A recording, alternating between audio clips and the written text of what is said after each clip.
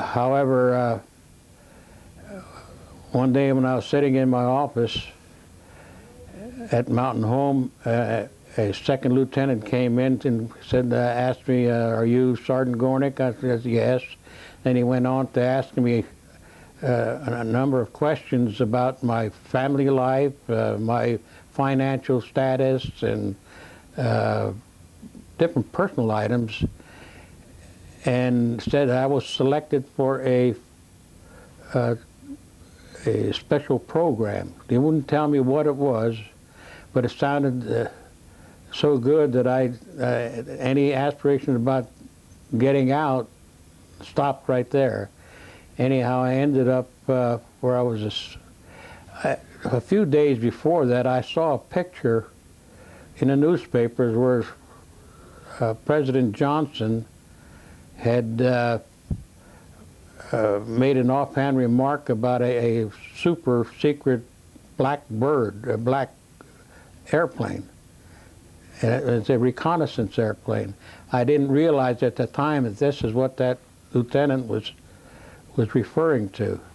Anyhow, I was had the honor of being the first SAC NCO selected for that program, and from there I went to Edwards Air Force Base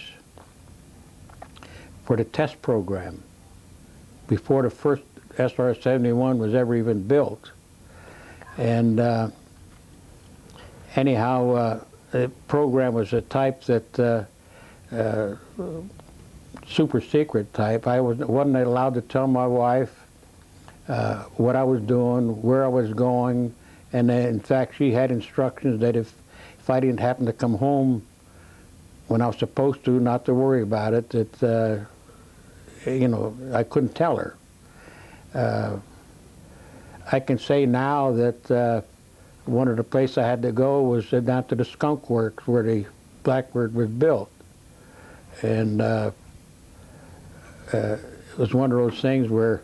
Was it exciting, Bill? I mean, how did you feel about being a part of that program? The latest technology? It was fantastic.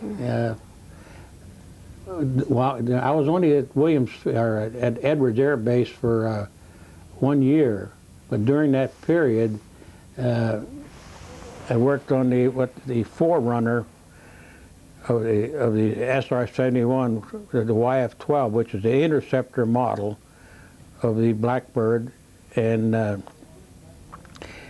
it just so happened that on the 31st of May of 1965, the YF-12 broke all the world records, and records that still stand to this day, of speed, Mach 3, high altitude, what they call a closed course.